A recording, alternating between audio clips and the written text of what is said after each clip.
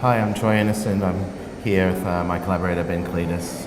We have a work in the Catching Light show called Play Parameters, and the title really points to two of the major themes, being play and the parameterization of space and instrumentation. So in relation to the kind of play aspect, the main thing that's going on in our space is a competition for territory. So it's a two-player game. You can see the other player as an opponent or a collaborator, and your style of play changes. So the installation brings out different aspects of people's character.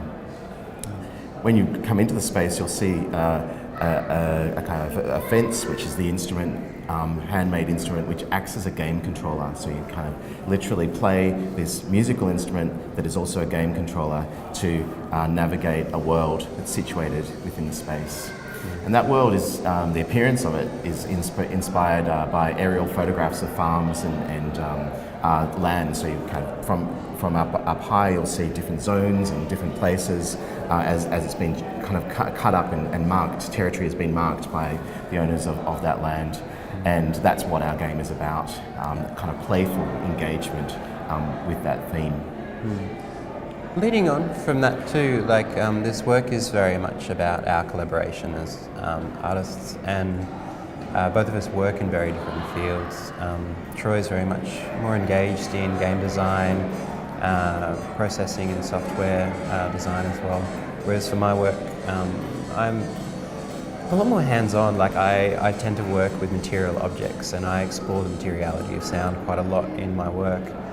And for this work, we came from this from two different angles, really looking at having this merging point between the materiality of sound, which was my sort of practice, and also bridging this concept of gameplay elements to it as well. And from that, it came to this really interesting point in the work where you've got this installation that acts as a giant instrument or a performance device. So you've got this interplay between both the audience being gamers, players, but at the same time musicians as well.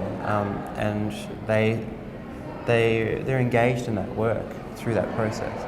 We got to this point where the work and the gameplay elements acted as a performative code or rules behind improvisation, and the way the gameplay works and the visual elements of it becomes this dialogue and this discourse of it being almost like a graphical score, and you look at it and the product of what's left behind of how you play it, especially with the coloured squares, and how depending on how many times you take over a certain space in the square, it brings up these paddock looking objects. They're residues of your performance, and it's also residues of the discussion between the two players engaging with each other. And both of us, as we were making the work, it became really quite fascinating to have that interplay of music and performance and also gameplay, and bridging this gap between the cohesiveness of the concept of the Australian fence and the history of that, and also looking at the idea of taking over space. It all merged together. And that motif of the graphical score is really important. There are many pre-digital influences on this project. The gameplay itself is an old analogue game from 1889, where you essentially make a matrix of dots and then draw lines. It's called paddocks. It has various other names. So that's the kind of source of inspiration for the game logic. But then one other thing that comes from our collaboration, me being, I guess, primarily a visual person and Ben being primarily a sound person, we both mix across a full range of different media, is that exchange between light and sound, which is kind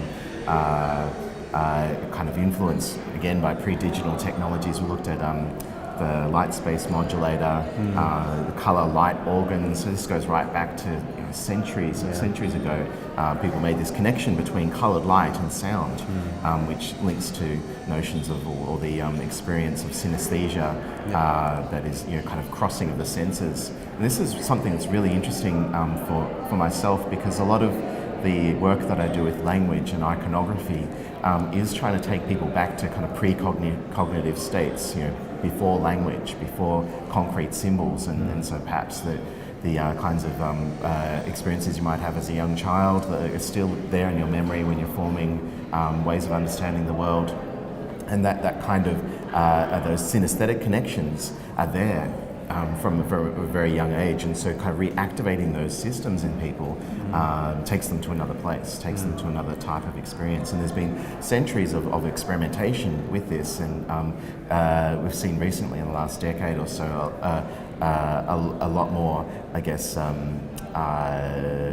huge rise in interest because of the possibilities offered by digital technology to create that connection between light and sound, or colour and sound, or music and colour, and all of those connections. And that's an interest that we share.